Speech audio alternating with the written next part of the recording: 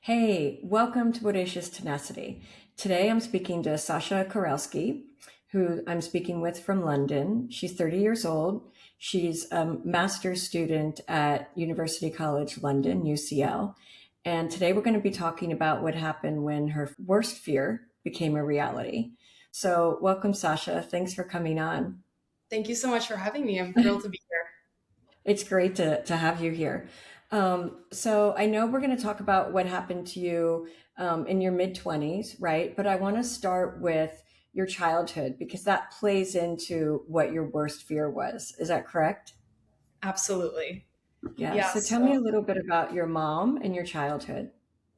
So I grew up in the San Francisco Bay Area. Mhm. I am a daughter to two Eastern European immigrants.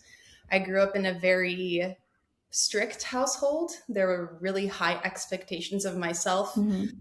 and all my friends in my community around me because we were a city of immigrants. A lot of our parents had moved to the San Francisco Bay Area to pursue jobs in all fields of STEM, and they passed on that rigor to their children. Mhm. So it was kind of something that I was surrounded with in my home, but also outside my home. And I had very high expectations on all fronts to perform at a certain level. So I felt a lot of pressure Mhm. growing up. And I also was alone quite a bit. My mom was working full time, super busy trying to keep the household together, and didn't have a lot of time to Mhm. devote to me as a child. Our relationship is completely different now. We couldn't be better friends. But of course, that took many decades to sort of repair and rebuild our relationship to the wonderful place it is now. But I And was, you're an only child? I actually have an older sister, but she's 16 Oh, years okay. older. So we Oh, are wow. Okay. different eras of our mother's life. Okay, okay. But along with the pressure to perform and so forth, I think you were telling me before there wasn't a lot of encouragement or support or love, outward love. There was very little outward love. And it's very much a Hmm. cultural thing. I see that now. Hmm. But as a child, I think I watched programming on television that showed, Hmm. on Disney Channel, for example, the parents are Yeah. so giving with their love and they say Yeah. things, I love you, like on the regular, which was not the reality in my own household. Okay. So, of course, I internalized that as, am I not deserving? Am I doing something wrong? Am I still not Mm. performing well enough to receive that sort of love and affection Hmm. and just basic praise? And I was a little bit confused on that, but I have now come to see it as much of a cultural limitation, something that we Okay. inherit as well. But that's very formative when you're Yeah, that young, and that's kind of your experience and all you know. And that's something that absolutely. definitely stuck with me later in life. So tell me then about meeting your boyfriend. Let's fast forward a little bit. How old were you when you met your boyfriend? Yeah. What were the circumstances? What was the relationship like? Yeah, I was a bit of a late bloomer with that. I didn't really Mhm. start dating until college. I met him my junior year of college, so I was about 19 or 20 years old at the time. We met through Mhm. a best friend, and it was pretty much instantaneous. We were actually friends for 2 years before we started dating. Oh, Um, wow. yeah, so our relationship really took off on a stronger foundation than just an initial spark. We had really Mhm. known each other for quite some time, had gotten to know each other as individuals, but also our individual circles and worlds before we really took the plunge into a relationship, which lasted another 5 years. So, what was the relationship like? If you had issues or if he had issues, how did you all deal with those? And how did you feel in the relationship? Did you feel safe? Did you feel loved? Tell me a little bit about that. Yeah, for me, it was my first love and my first Mm. relationship. So for me, everything was very sparkly. I had my rose Sparkly. colored glasses on for years. I think Yeah.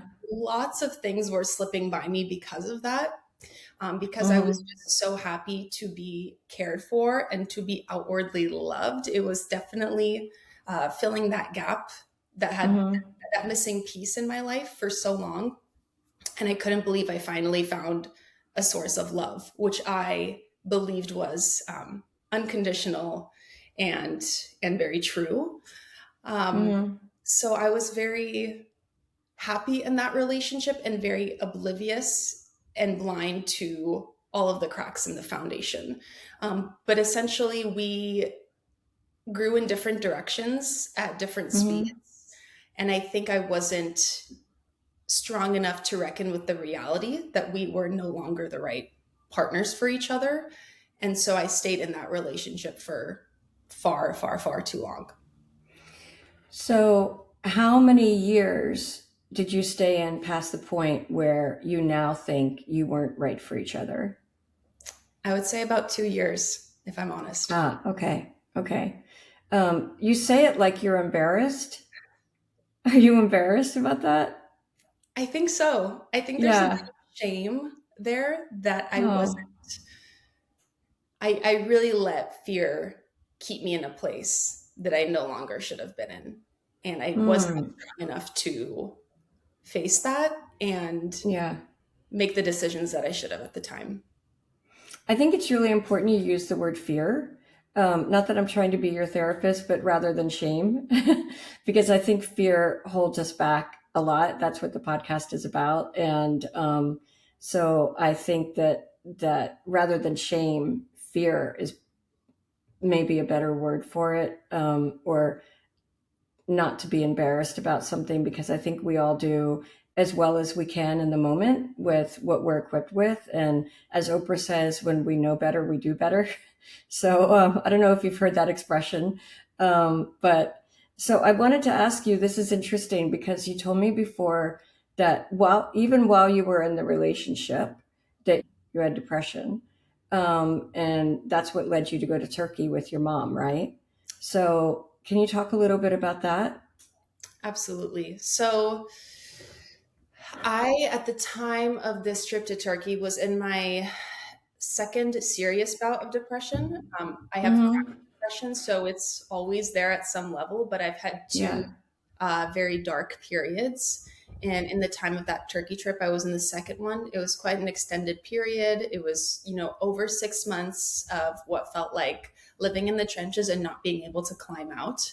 And my mom had offered a trip to Turkey in order to, attempt to spark joy again in my life, discover something, Mm-hmm. go on an adventure, because that's something that has certainly helped me in the past throughout my life. Mm-hmm. So we take this amazing trip to Turkey slowly, day by day. I'm feeling a little bit better. I'm having, moments of like, okay, this life can be better. We can move past this. This is just a period that I will be able to move through again, and I will make it to the other side. Mm-hmm. Suddenly, very suddenly during that trip, things took a turn in a way that I could have never imagined. Yeah, so I want to get to that because that's incredible what happened with the turn. But have you reflected on what do you think it was about that trip that helped you start to feel better? Could it have been? Well, I'm not going to guess. Actually, go ahead. It's definitely experiencing new things and outside Hmm. of my regular environment. That's something that's Hmm. always helped me. I think especially when the environment is, a different language, a different culture, a different country. Like Yeah, there's a yeah. lot of new inputs, and those inputs have always helped me discover things about myself, often that I like. I hope that's not, Hmm. egotistical to say, but I think Gosh, no, finding no. myself in environments where I explore new parts of myself um, has always led me to better understand myself and love myself more. That's one of the reasons I love traveling so much. And it Hmm. certainly was a big part of this trip specifically, and such a crucial part of my life. So, as you're feeling better, tell me about the turn. What happened? About two-thirds of the way through the trip, one day I wake up with a very strange feeling in my gut. I couldn't identify this feeling. I didn't know if it was pain or anxiety or something else. I'd ask my mom, like, are you feeling okay? Did we eat something strange last night? She said, no, I'm feeling amazing. I said, okay, it's probably not that. The hours Mm-hmm. go on, I'm still feeling very strange. I'm almost like shaking internally. I couldn't pinpoint what it was. And we were traveling to our next city on the trip. And in the car, I remember having this urge to check Find My Friends, which is not something I did often. I had the locations of my partner at the time and many of my friends, but it's not something I ever checked. But for some reason, in that moment in the car, something told me to check my phone, and I did. And I found his location with another friend of ours, and she is someone who's been in our circle for a while. She and him had spent a lot of nights together going out in the city. We were all living in New York at the time, and I didn't find anything strange with that, but that feeling still sat with me. I was checking text messages, emailing. I'm like, what could be bringing this feeling? Am I missing a meeting? Am I missing a call? Is a client upset with me? I wasn't sure what it was, but I couldn't pinpoint it. And throughout the day, hours go by and I keep checking their location and they're still together. Now it's, 5 a.m., 6 a.m., 7, 8, 9, 10 a.m. in New York. And I'm starting to think that this is not their average night of going out together. And this could be something nefarious. So when you say night going out together, I just want to be clear. It wasn't just the two of them going out. You all went out in groups, right? So it wasn't unusual for them to be together late at night out dancing with your other friends, right? Right. We were always, part of a gang of friends out together. And so I had assumed when I had initially seen their locations together that it was part of the large crew. I would later come to find out it was just the two of them. Yeah. And how she must have been somewhat of a good friend if you had Find My Friends. Can you describe that relationship with the woman? Yes, I had known her for probably 7 or 8 years at that point. Well, that's a long time. It's a long time. And I had met her in college through a mutual friend. We ended up living in the same city together. I had taken her into my social circle and his social circle, immediately introduced her to everyone we knew, and we were very much social friends. I wouldn't say I would turn to her for heart-to-heart conversations often, but I did share parts of my life, which included frustrations with my partner at the time, Okay. frustrations with my job, frustrations with life, as you do with a friend. So she had known about parts of my life and my experience because I had trusted her to a certain extent. She unfortunately did weaponize those against me in the end. Oh, wow. Yeah. So what happened next in Turkey as the hours are clicking by and you're seeing that they're together later and later in the morning? Yeah, I was in probably the highest form of denial. I was battling what I knew was the reality that I saw on my phone, black and white, and the denial of, no, this can't all be crumbling. These like nearly 7 years of love and trust that we've built. There's just no way that he's going to throw it all away for her and for just a moment like that. But I FaceTimed him, and I'm working on this Turkey trip as well, the second half. It was my first day back online on the job, and I had an hour before my meeting started. And I FaceTimed him because I wanted to see his face just to make sure, I was getting the right story. And I FaceTimed him. I know right away before he even spoke, something was wrong. I could just tell by his energy and his expression, something was off. I was questioning him, little things start unraveling. And at one point I asked him point blank, did anything of any level happen with this woman? And he said, no. And I said, can you swear on your mother's life? And he said, yes. And then I asked him to say the words, I swear on my mother's life, nothing happened. And he couldn't do that. And that's when I knew that everything was shattered.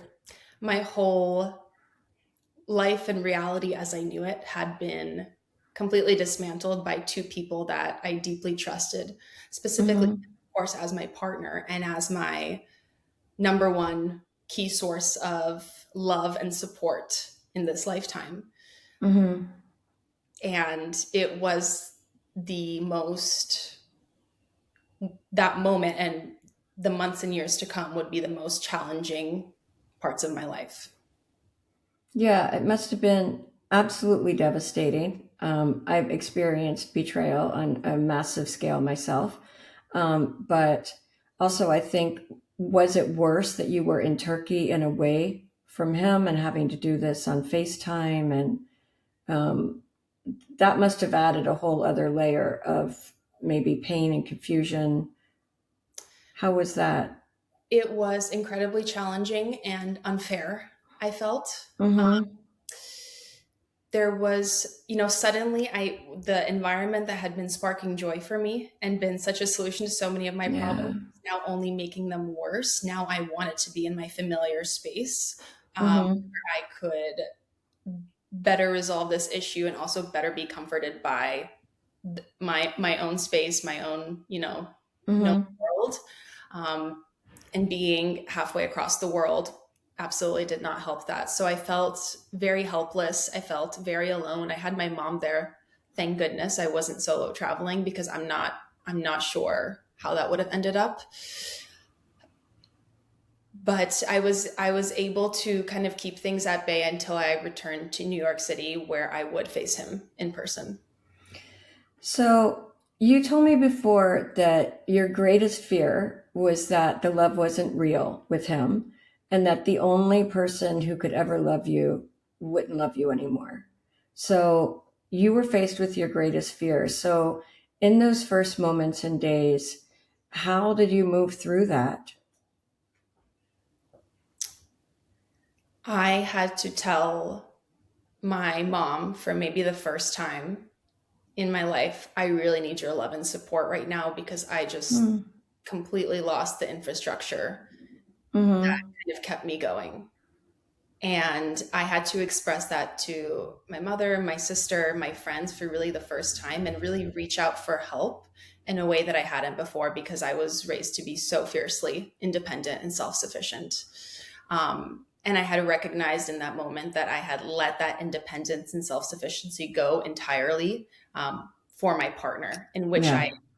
he was my source of everything, which of course now in retrospect, I've learned a lot of lessons from. But at the time, it was just so relieving to have finally found an external source for that, that Yeah, I of relied on course. entirely.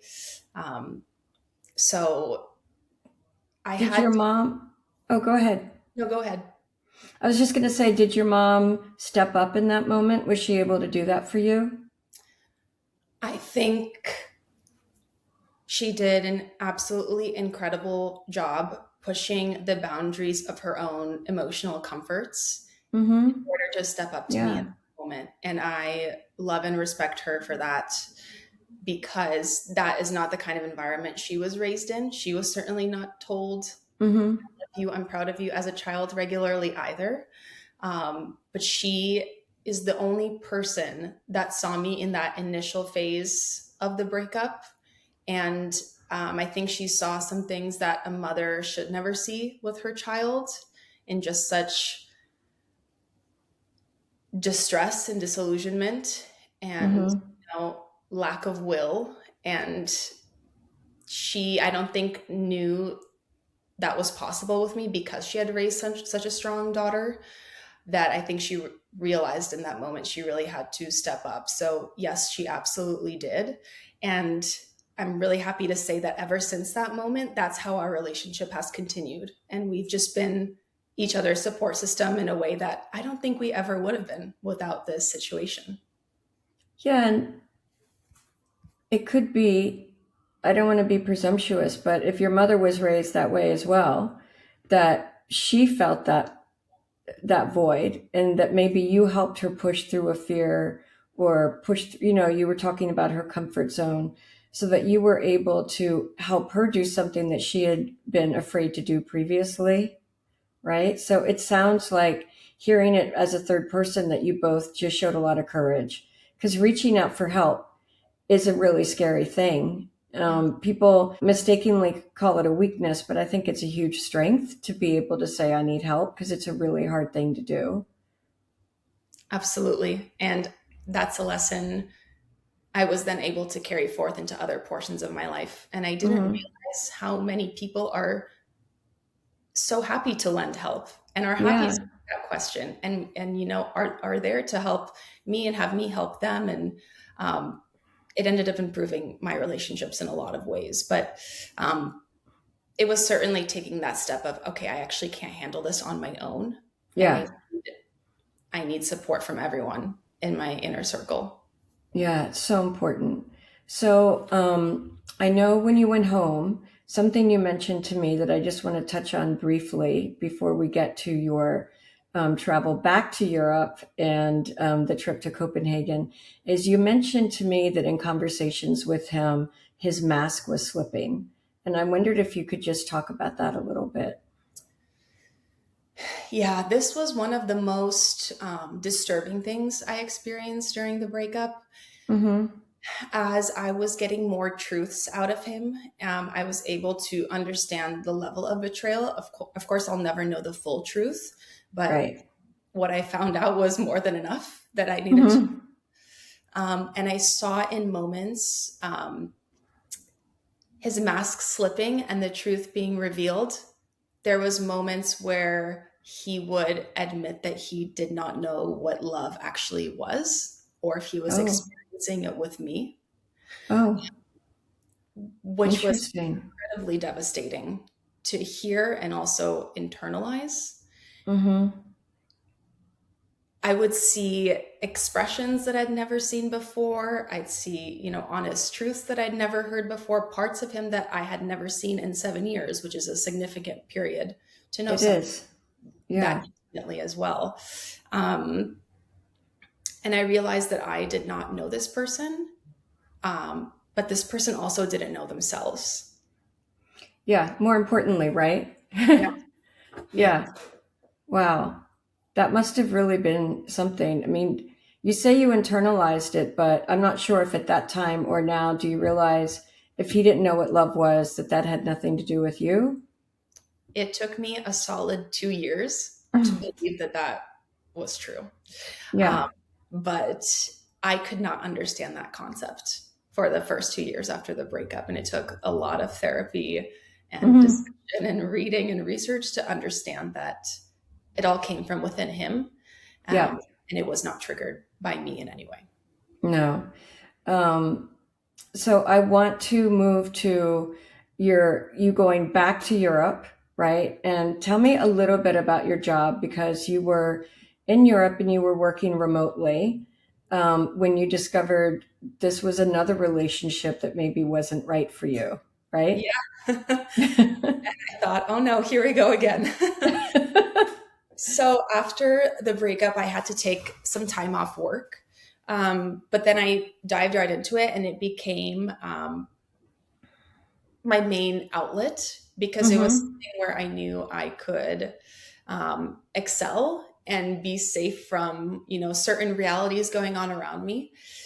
So I really poured myself into my work. I ended up completely overextending myself in the job and allowing the company to take advantage of that as well because I wasn't putting Hmm. up boundaries. I wasn't um, forthcoming with how overworked I was.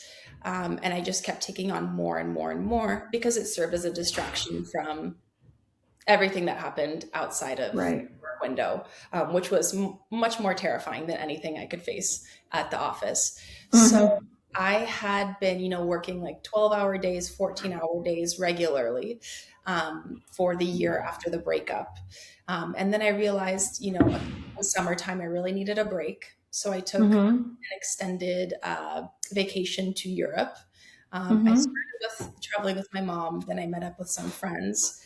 And in conversation with my mom and my friends at the time, they had all expressed to me that they did not recognize who I was, that I seemed to be a shell of myself, that it was stress or emotional avoidance or something that was preventing me from being the Sasha that they knew. Mm-hmm. And I actually got encouragement from my own mother, who remember raised me to be so strict, so Mm-hmm. on a set path, so career focused. Um, Mm-hmm. Even she was the one to say to me, maybe you don't need this job. It's completely ruining your life and who you are. Is it really that serious? So with all this encouragement and realizations forced on me by the people around me, I had come to decide that I needed to leave this company. Now, this job and this company had not been serving me for a very long time already. Mm-hmm. But again, fear was keeping me from leaving that company because I had developed Mm-hmm. this job as a source of almost comfort in a strange way, even though it was Mm-hmm. hurting me so much by causing me stress and completely overworking me. So I had come to a breaking point. I was alone in a hotel room in Copenhagen Mm-hmm. when I realized Mm-hmm. I'm doing it today. And I pinged my boss. I set up, the dreaded 15-minute surprise calendar invite. And I told her I was physically shaking. I could barely get the words out. Mm-hmm. We ended the call rather quickly. And as soon as I hung up, I had the biggest smile on my face, grinning ear to ear. I think I jumped up and screamed. And I knew that was the right thing for me. But I was paralyzed with fear up until the moment that I said Mm-hmm. the words to her that, I'm leaving I'm putting in my 2 weeks and I'm not coming back. Um, Because but you had been with them a long time, right? Weren't you one of the first ones hired? It was a startup, you told me. it You were was a like number 33, Yes, that 30. was number 33 on the job. We had grown to over 250 at our height. I was there 7 years. Mm-hmm. I mean, again, Mm-hmm. this is like a company, a relationship that I developed, that I devoted most of my 20s to as well. So again, really formative Mm-hmm. years in another relationship that I had really become attached to Mm-hmm. and didn't want to give Mm-hmm. on. I think I was so committed to making something of this that I was afraid to step away and find something that was better for me. And you also told me you were really afraid, though, that it would be the end of your career, right? About what would happen next if you left this job. Absolutely. Because I knew no matter what, we would leave on somewhat sour terms because this was a very Mm-hmm. uh, critical point for the company where they needed everyone on board, Mm-hmm. working at full capacity. And I was just leaving them in a tricky time. I knew Mm-hmm. that that would not go over super well. So I also was not loving the industry we were in and the specific job function I was in for a while now. But I didn't know what else I was interested in. I mean, I had been so focused and tunnel visioned on this company and this job that I had completely failed to explore everything that was open to me outside of it. So leaving this company, yes, I had that moment of joy and celebration. But what was to come very quickly was the realization that I did this with no backup plan, Yeah. no idea what interested me. I had no Mm-hmm. idea what I would be doing or what even the possibilities were, and that was absolutely terrifying. But you did it. You persisted again through that fear, and you mentioned before because this led to you traveling the world, right? And you said that you knew your partner really well, what your partner liked, but you had lost touch with yourself and what was important to you. So, can you talk a little bit about that and your self discovery while you were traveling the world after you quit your job? Absolutely, yeah. I had to do the classic eat, pray, love, and I decided, I have this unique opportunity where I have the time and space to take trips that I've always wanted to take, but were, Mm-hmm. not trips that my partner wanted to take, or, Mm. limitations didn't allow for, or, I just kind of felt like the time is now. So I traveled through South America and Europe. And again, as I was saying previously, what traveling does for me is it allows me to find myself in new situations where I discover new parts of myself. Um, Mm-hmm. these travels were critical because I was completely rebuilding my self identity and self worth um, by experiencing myself in these situations where I understood, again, not to be egotistical, but how special I was and Yeah. how I have something to offer for the world and others, and that I had much more strength in me than I had previously realized. Mm-hmm. And that was something that allowed me to keep moving forward and have faith that what all the actions I had taken up until that point were the correct actions for me, even though they didn't follow the linear path that Yeah. my Eastern European parents would have loved, or, you know, a track that so many take, that I was forging my own path. And that even though I was lost directionally, I was in the right Mhm. place and I was meant to be lost in a way.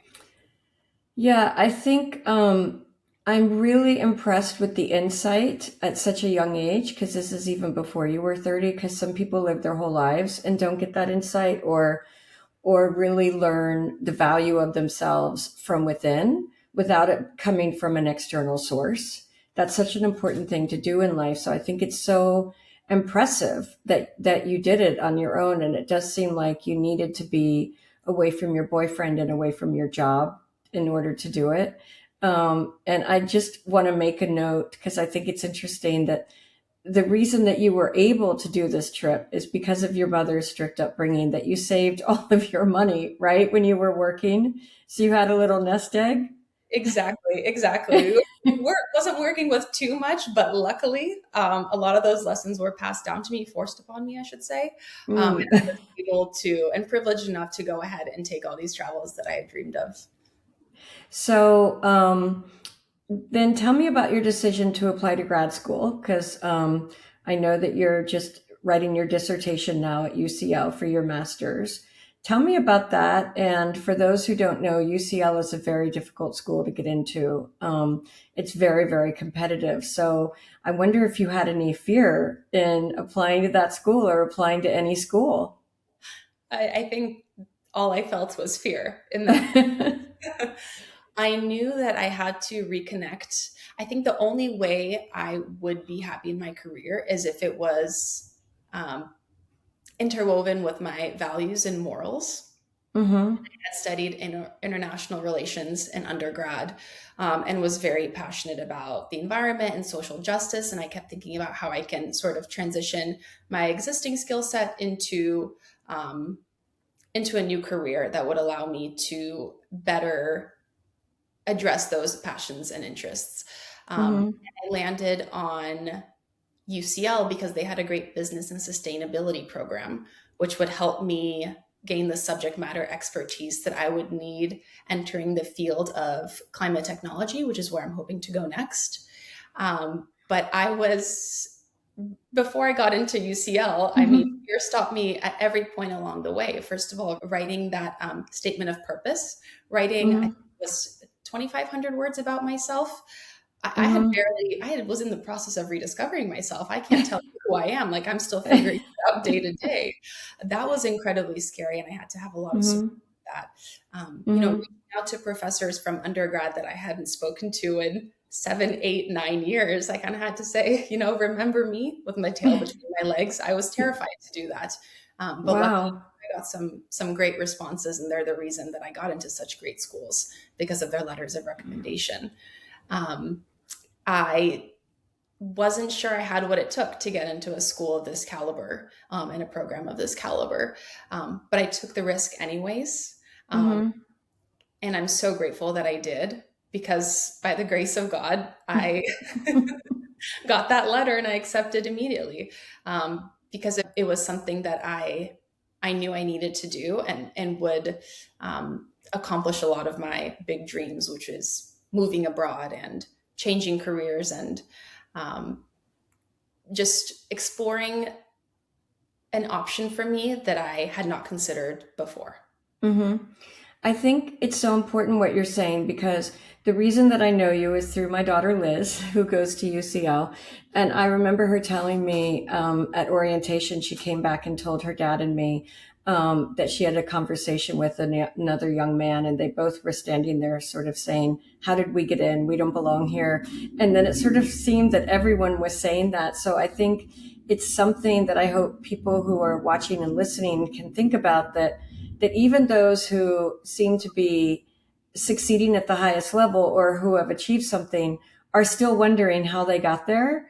And I think that's such an important lesson for everybody, but especially for young people, to just try, because you have no idea what's going to happen, what's on the other side. And also not to be afraid to admit that maybe, you're afraid of measuring up, because chances are the person standing next to you feels the same way. And that certainly turned out to be true for your cohort. Absolutely. From what I hear from you and Liz. So I love that part of the story. I think it's just so important for people to keep in mind, because I think all of us, myself included, we look to others who have achieved things that we want to achieve, and think there's something different about them, or that they weren't afraid, or that they are completely self-assured, which isn't always the case. So I want to ask you, I always ask at the end of an interview, if there's something that you're afraid of now pursuing in the future. But aside from that, like, in front of that, I want to ask, do you approach fear differently now that you had to face your worst fear? And then you also face the fear of quitting your job. Do you look at it differently? Do you process it differently? How do you approach it? Oh, absolutely. I now see fear as an indicator rather than just a danger warning. I Oh, try to pause and think and listen to and understand the fear, to understand if it's guiding me somewhere, and just trying to understand what's the purpose of it. Um, mm-hmm, and I try to get to the bottom of it rather than just freezing like I used to, and not changing anything, mm-hmm, not moving a muscle, because or else the fear will mm-hmm, get worse. mm-hmm, I think also just understanding that fear in my past, in my life, has kept me in places I was no longer meant to be in, time and time again, um, mm-hmm, and that I cannot let the fear of the great unknown keep me in the bad known. So I have mm-hmm. really tried to, and of course, this is still challenging every day to keep in practice, but it's Mm-hmm. something that I try to pause and listen to, rather than to freeze and just brush under the carpet. That's a really important point, because I think that fear does make a lot of people freeze, and not move forward because they're afraid of the unknown. So what's next? I know that you all are writing your dissertations, and you're looking for a position. Are there any things ahead of you that you see in the future that you're thinking that might be fearful, but this is how I'm going to approach it? Or what are your next steps? Yeah, I think I've enjoyed this past year because I've been in this program and just trying to get through it, and focus on passing and Hmm. making everyone proud, including myself. And I haven't had to face a lot of fear within the program, but now I'm coming up into you know the next crossroad in my life, which is now, what am I doing with this education and this degree now that I've got it, which is figuring out where I want to live, whether it's in the UK or back home in Hmm. the US, Hmm. um, how I'm going to get a job, whether I need a visa. There's so many big decisions ahead of me, looming over me, and they are Yeah. definitely igniting a lot of fear within me. Hmm. But I also know that that fear might be indicating that I have some excitement about all of these potential new changes, um, Hmm. and that I'm ready to face the challenges of staying in this country more permanently, um, getting a job here in a new field that I'm really excited about, even though I still have quite a bit of imposter syndrome about really fitting the role well. Hmm. Of course, that's Hmm. as we spoke about, but yeah, tons of fear that I'm about to face, but I'm doing it with a smile on my face. You Like are. You I, look excited. I'm excited, and it's also. Again, I'm like privileged enough to have options to where, if I need to go back home, I can do that and Hmm. pick up on my life there. But I'm excited about the challenge and opportunity to stay here and build something entirely new for me, because being out here for the past year has served me so well so far. And you've already faced your worst fear and come through it, right? So Absolutely. you have that in your bag. So, well, thank you so much. I think, I know that you were also a little fearful to come on the podcast. So kudos to you. And thank you so much for sharing your story. I really appreciate it. Thank you for having me. It's a true honor. Hmm. I love your show. Oh, Excited to hear from more of your interviewees, because they've been so um, rich and oh, illuminating for me thus far. So thank you for all that you do here as well. oh, wow. Thank you so much. Well, you are now added to that. I think that your interview will be really illuminating, and interesting to other people as well. So thank you. And thanks for watching Bodacious Tenacity. Until next time. Bye.